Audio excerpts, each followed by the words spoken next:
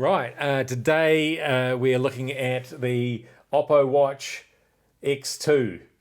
Uh, so yes, there. Believe it or not, there are more than two phone makers in this country, and in fact, the third most successful phone manufacturer is Oppo, and they also make a pretty mean smartwatch as well.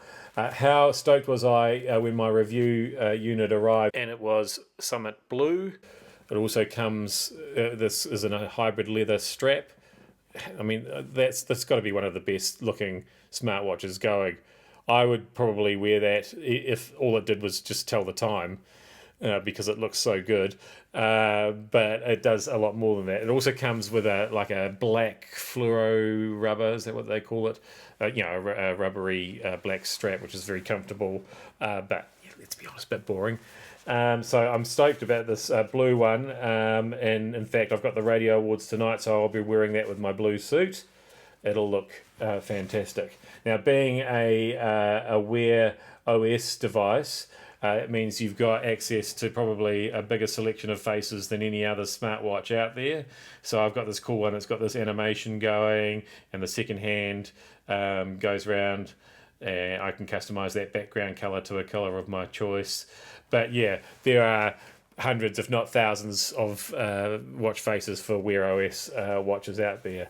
Yeah, that's fantastic. What you're dealing with here is a titanium bezel, so it's scratch resistant and very, very tough. You've got a stainless steel casing and very tough, thick sapphire glass there as well for the crystal. So it's a tough watch actually. It's got that whole military grade. You can take it up mountains. You can get it super cold. You can obviously put it in water, drop it, and it'll just keep on. It doesn't tick, but it keeps on ticking, if you know what I mean. So, yeah, no worries about that. The leather strap did have a little label on it that warned me not to get the strap, not to submerge the strap in water. So that's probably not quite as hard wearing, but that's easy enough to just change out with other straps if you want to. It just there's one of those little spring-loaded pins underneath, and you can just put another strap in there if you're doing extreme sport, or if you're swimming or kayaking or mountaineering or whatever you want to do with it. So this watch, it does so much. If you are mountaineering, you might be pleased to know that it's got a dual GPS, upgraded GPS capability. So that means when you're tracking your runs or your bike rides or whatever, and it works super fast, locks on super fast for the GPS as well. You'll get really accurate route tracking, and it'll track dozens of exercises as well. What else can I tell you? Battery life, fantastic battery life. I think I charged this the day before yesterday, and if we just have a look here, yeah, there we go. We're down to 43%, so I've probably got another day's, if not 2 days, use at least. So that's very unusual, especially for a high-end smartwatch that offers all the functionality that this one does. The Oppo claims you can get up to 16 days on a full charge, but I think you'd have to turn off a lot of the different functions in order to get that much out of it. So, I mean, I've got that, like I say, I've got that animated face. Apparently, like changing the size of the text affects the battery life. There's a few different functionalities that will drain it faster, and obviously, if you are using that GPS and going out for long exercise, that'll affect the battery life as well.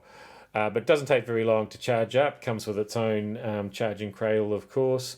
The other thing that I like about it is that we've got this rotating crown here, which is a way of navigating around the watch. So we can go through our notifications here. There we go. And we can just flick through, using the screen as well. But obviously, it's great having a physical control like that, especially if it is wet or if you're wearing gloves and that sort of thing. So that's a nice little feature too. As you can see there from the notifications, I've got emails. I've got things like there's me coming home on my security camera, and that rich notification comes up on there brilliantly. And the great thing about the emails, and this is something that a lot of other smartwatches don't do. So let me just find one. I shouldn't really check personal emails, I suppose, on this video, but I can delete them from the watch, and that will delete the email. And same with replying and stuff. That you can all do that via the watch. Not every smartwatch lets you have that level of interaction where you can actually not just see the notification, open the email or the message, but you can reply to it. You can like things and all of that, and that definitely connectivity definitely works. Across pretty much every app that I've found. So, yeah, I mean, as you can tell, I'm pretty excited about this smartwatch. The only real limitation for me is that it is not eSIM capable. So there's no LTE version that you can do that add-on SIM, which means that the watch can work independently of the phone. You can take calls and get notifications on the watch, but only if it is connected to your phone. However, being a Wear OS watch, you can pair it with any Android phone. It doesn't have to be an Oppo phone. If you like the look of this and you want to use it with a different brand, go for your life. A lot of the health tracking is excellent. It does sleep tracking, of course. And also there's a thing called a 360 health check, which takes 60 seconds. It does an ECG. It checks out a whole lot of things. And according to that, I have got hard arteries, according to my health check. So yeah, here we go. That's the 60-second health check in there. And so it checks for heart health, arterial stiffness, and breathing problems.